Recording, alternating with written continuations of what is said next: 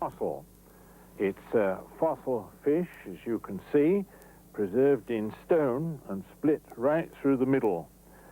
There are millions of fossils of plants and animals all over the earth. They were, of course, once living, and they died, usually quickly, suddenly, under such conditions that they were preserved. The normal animal or plant, when it dies, is oxidized by bacteria and so on and disappears.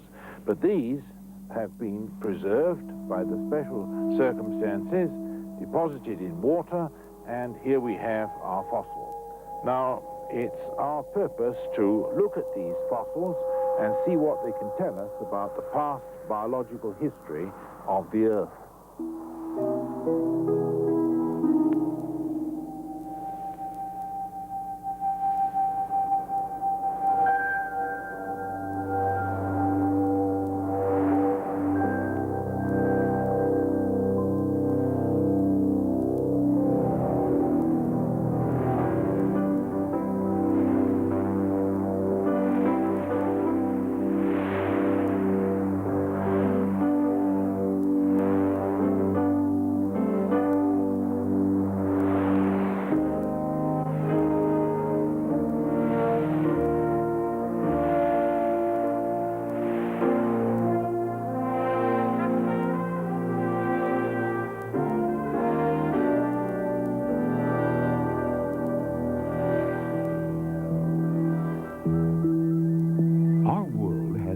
Silent witnesses of forgotten ages.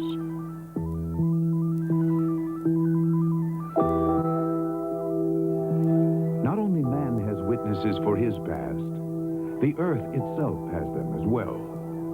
Majestic mountains pushed up by incredible forces.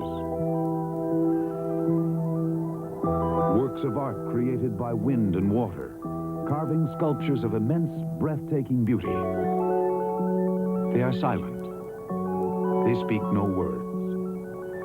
But if you listen very carefully and with patience, they will tell you their story.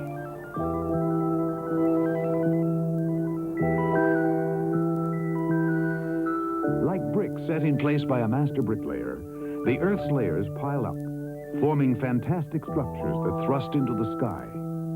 And in these layers lie the best storytellers of them all.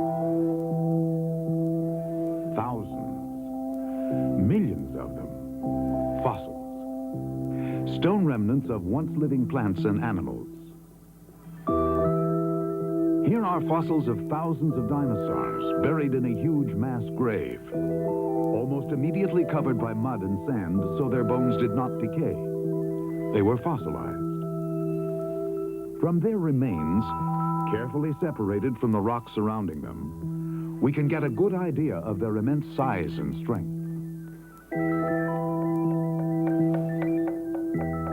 This fish, how did it come here? And how, in that age long past, did it come to be entombed in this rock? If you have an aquarium at home, you've probably experienced this sad event. One of your fish dies, floats to the surface, and then quickly decays. In nature, of course, there are other ways of dying. This way or another, in very little time, nothing is left. Unless something unexpected happens. Unless, for instance, the fish are suffocated by an overwhelming amount of mud and sand. Then they may petrify and become everlasting fossils in a rather short period of time. Only a global flood seems adequate to explain the massive numbers of fossils as we find them. Now, amongst all the millions of fossils that have been found, scientists have tried to introduce some sort of order.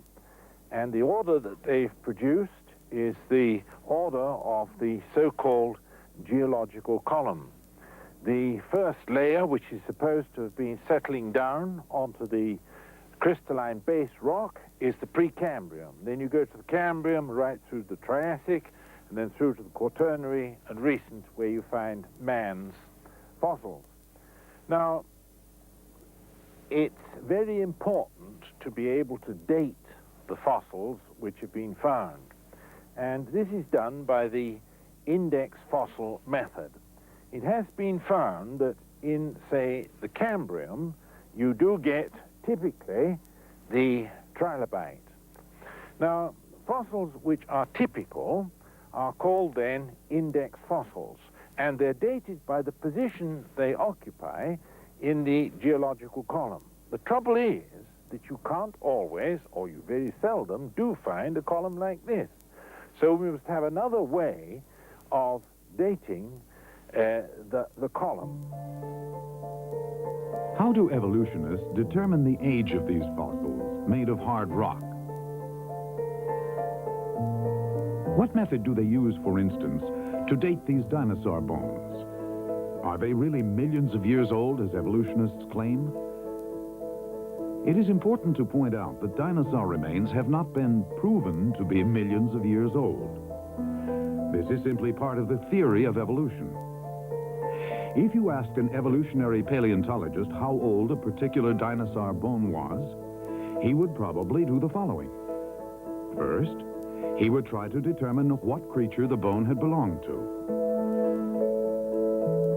Next, he would determine what layer of rock the fossil was buried in. Then he would look up the layer of rock in a geology book or chart. The paleontologist would then tell you that the bone was, for instance, 100 million years old. He would say that the bone was that old because the rock in which it was buried was 100 million years old. However, if we asked the geologist who wrote the geology book how he knew the rock's age, he would probably tell us that he was sure the rock was at least 100 million years old because it had this particular kind of dinosaur fossil in it. So what you're actually doing is this. You're dating the fossil by the layer, and then you're dating the layer by the fossil. Now, this is known as circular reasoning, and is, of course, not exactly the highest form of logic. If, as the evolutionary theory claims, one species gradually evolved into another one, then we would surely expect to find many of these intermediate types. Fish that began to be amphibians, or reptiles that started to grow wings. Dr. Duane Gish of the Institute for Creation Research in San Diego knows a lot about that. So let's hear what he has to say. The fossil record is often cited by evolutionists as support for the theory of evolution. Actually, the fossil record is an embarrassment to the theory of evolution and provides support for the concept of direct special creation. For example, if the theory of evolution were true, then the fossil record should begin with very simple forms of life which gradually evolve into more and more complex forms of life. And of course, if the theory of evolution is true, then there should be a tremendous number of intermediate types or transitional forms, or what we might call the in-between kinds. On the other hand, if creation is true, the fossil record would begin with very complex forms of life for which we can find no evolutionary ancestors. And if creation is true, we would expect to find no transitional forms between the created kinds or the basic types of plants or animals. Now let's take a look at the fossil record and see what it actually does reveal. In Cambrian rocks, which evolutionists maintain were laid down beginning about 600 million years ago, we find a tremendous assortment of very complex forms of life. For example, we find the trilobites.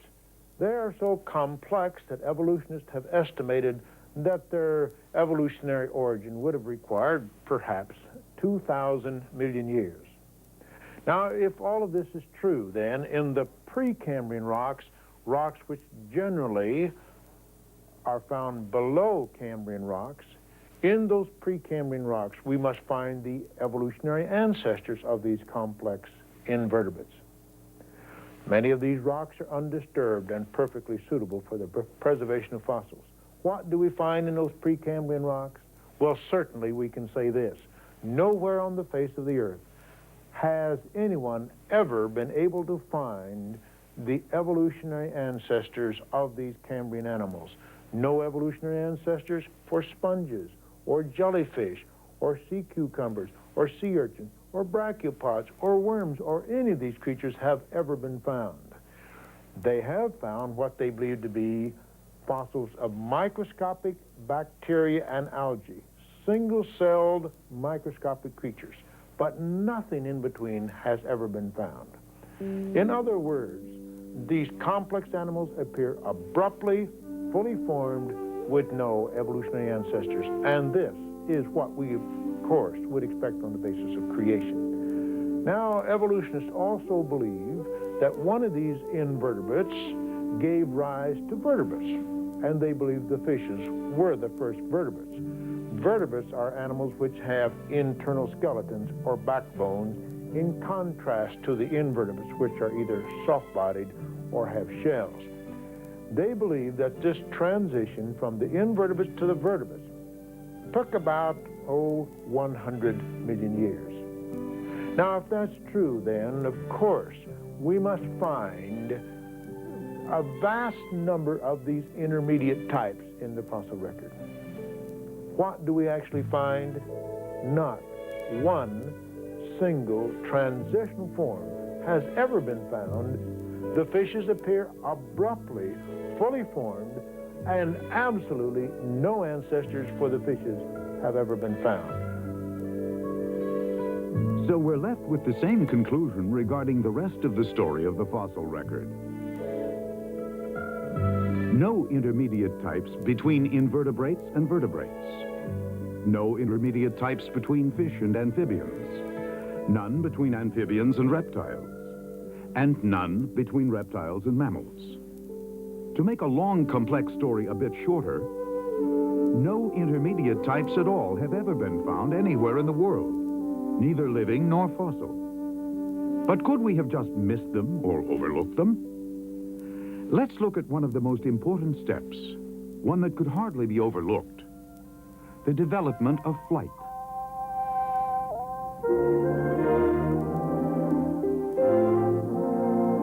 The ability to fly is an amazing thing. It requires a coordination of muscle, brain, and bone that seems to point so clearly to intelligent, creative design. But according to evolution, flight developed by time, chance, the struggle for survival. Flight actually occurs in 4 different groups: the insects, the reptiles, the mammals, and the birds. When it comes to insects, the first insects of flying forms to leave a fossil record have wings completely developed, fully functional, just like those insects we have today. When it comes to the flying reptiles, the pterodactyls, they had huge wings made out of membranes that would stretch as far as 52 feet.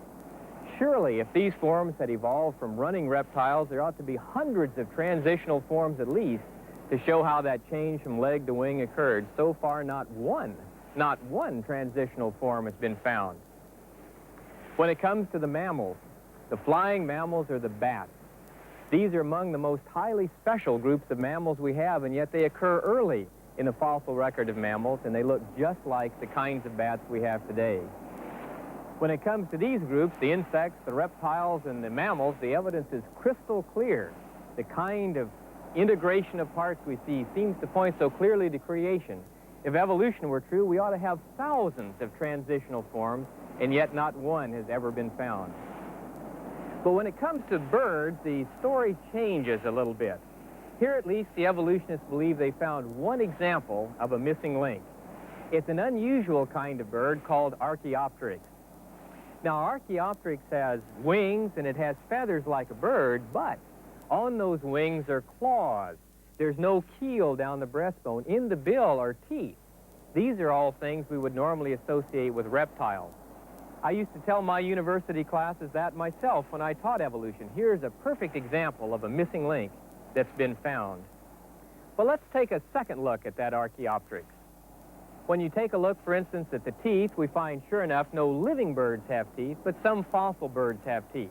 Some reptiles have teeth and some don't. That particular characteristic is not really important in distinguishing the two groups. Claws on the wings, there's some living birds like the ostrich that have claws on the wings. Lack of a keel, it turns out that Archaeopteryx has an extremely robust furcula or wishbone. That's where the muscles attach for the power stroke in flight. As a matter of fact, the feather of Archaeopteryx shows the shaft down the leading edge, a characteristic of strong flyers. Most scientists, in fact, now no longer regard Archaeopteryx as primitive, but a strong flyer. What about that transition from legs to wings? Again, in Archaeopteryx, we have fully developed, completely functional wings, no hint as to how legs could evolve into wings. Feathers? In Archaeopteryx, they appear complete, fully developed, with all the little hooks and eyelets holding them together. We see no hint of how scales could have evolved into feathers. As a matter of fact, a few years ago, we found bones of just regular birds in the same geologic formation as those of Archaeopteryx. The Archaeopteryx specimens we have, then, could not be the ancestors of those birds. It looks like, in this case, too, the evidence favors creation. Different kinds of birds of many varieties existing right from their first appearance in the fossil sequence. About the only other example that evolutionists used is another one that I used to use with my classes, the horse. In this case, it seems like there might be a transition from one kind of structure to another. The story pictures evolution from a small animal with many toes to a large animal with only one toe. More detailed information has now forced us to abandon that particular idea. When it comes to the size difference, we find that's not crucial. It's now possible to breed horses that are only 15 inches tall.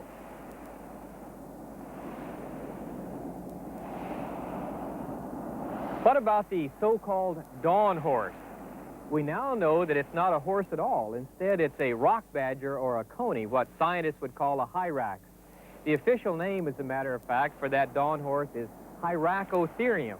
It's the ancestor not of the horses, but of the rock badgers or conies that still live on Earth today. What about the in-between forms that show how the toe number was gradually reduced? Again, in this case, all of the in-between forms are found buried in the same geological formation, which indicated they lived at the same time and couldn't have been the ancestors one of the other. Instead, it's more like a scene we might see around an African waterhole where animals of many sizes and shapes, animals with a few toes with many toes, all live together at the same time.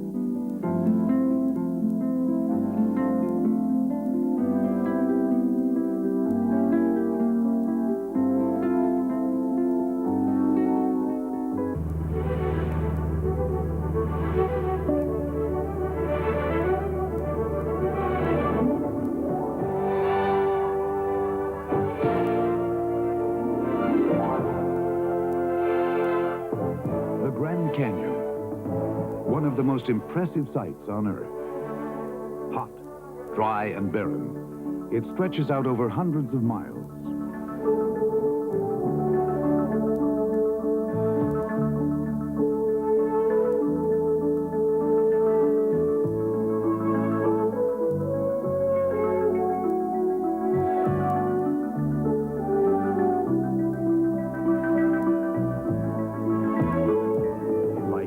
In a cake, the different strata lie one upon the other.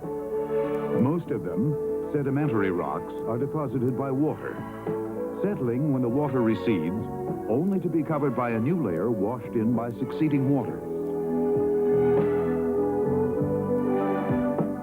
The geologist Dr. Art Chadwick from Loma Linda University of California has spent many years in the canyon. Carefully, he examines the specific properties of each layer, and from time to time publishes his findings in geological scientific journals. 600 feet.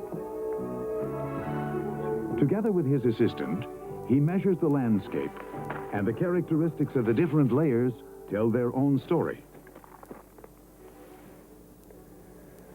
The unique thing about the Grand Canyon is that the layers are exposed to view. The layers themselves are not unique. They're found in many, many parts of the world. But here we can see exposed over a mile deep the layers that comprise the surface of the Earth which are exposed only superficially elsewhere.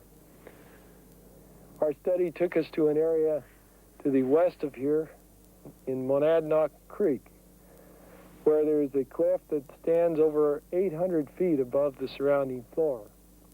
In this particular area, the sediments on top of the cliff are found also off the cliff at an elevation almost 500 feet lower.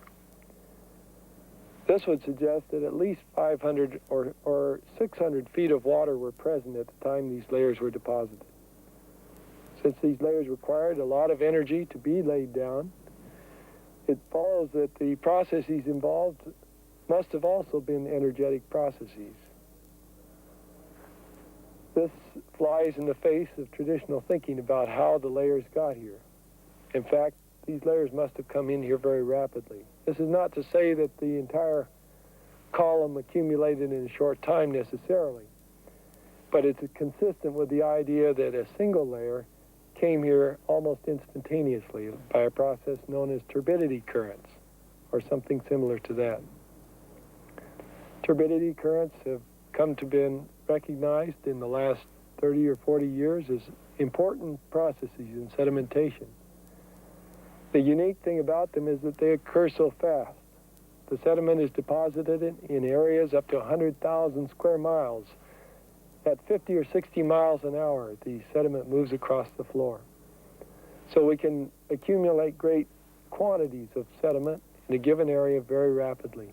This has changed our whole thinking about the processes that came to lay these layers here in the canyon.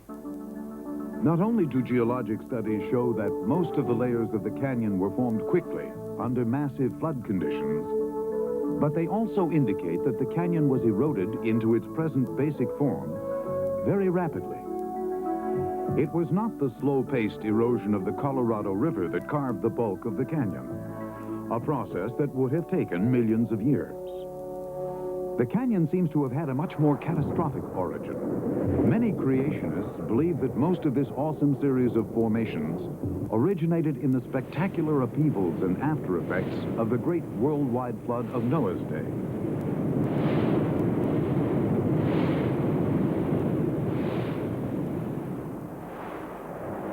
These eroding cliffs here on the edge of the Pacific Ocean near San Diego, California, give a rather good picture of the tremendous power that's available in moving water when it's acting with its full intensity.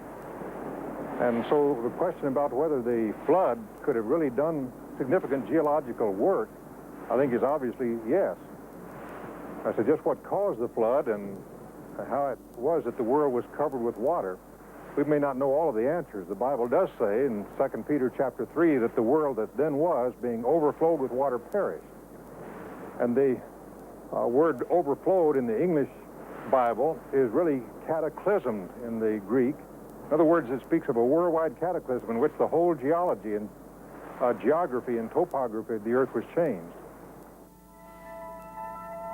From the Grand Canyon to another fossil mass grave, coal seams.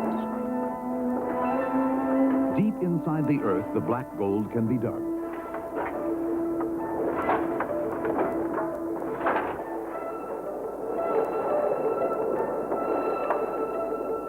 What exactly is coal? Coal is the remains of huge masses of buried plant material. In many places, the main ingredient was sheets of bark from huge ancient trees.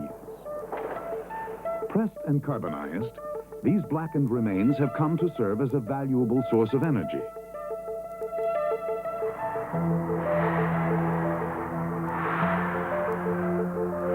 Since coal seams are not found being formed anywhere today, many researchers have wondered what circumstances caused these vast formations.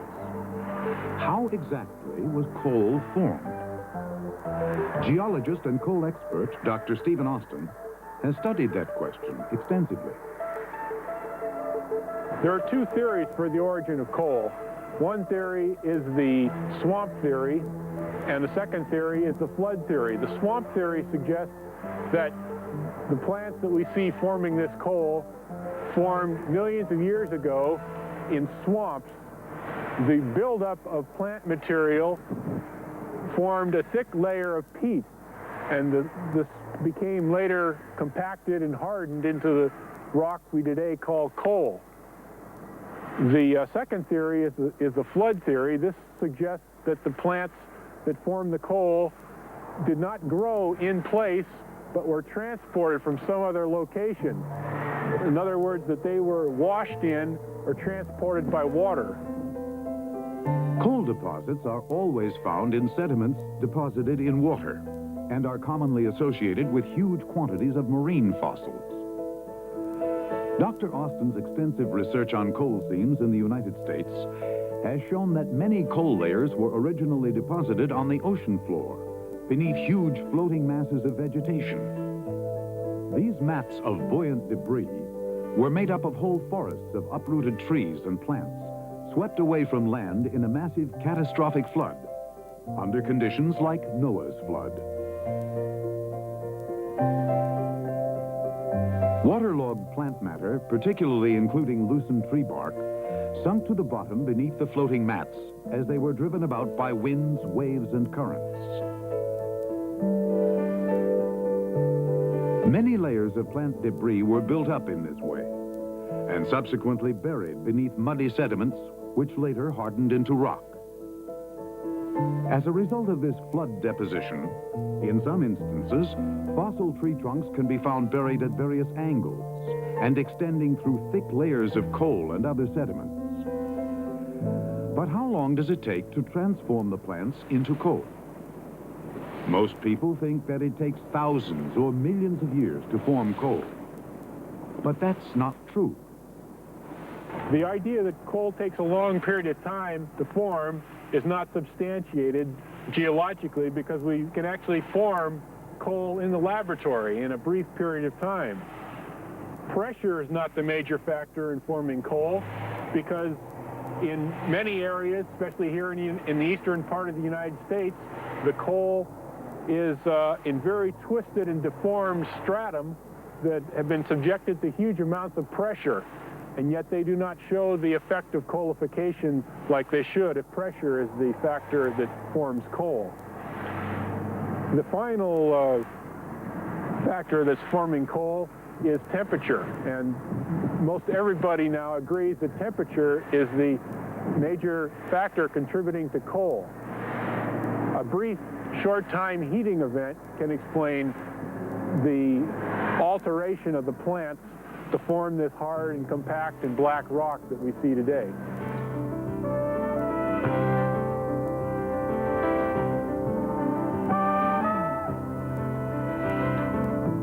What final conclusion can we draw from these facts? During our trips through nature in search of fossil evidence, we have fixed evidence on these following points. In the first place, it's perfectly easy for coal to have been made from masses of vegetative material by high pressure and high temperature in a matter of minutes or hours, according to the pressure and the temperature. So the long time periods needed for the carboniferous layers are not necessary. The second point is that we have found no evidence of the intermediate forms which ought to exist according to evolutionary theory between the various species. Now, if this is the case, then there is no evidence of a scientific nature against the postulate of a special creation followed by catastrophe on a universal scale, which produced the mass graves for which we have very large evidence. And if that is the case, then the evidence against special creation does not exist, but there is strong evidence against evolutionary theory.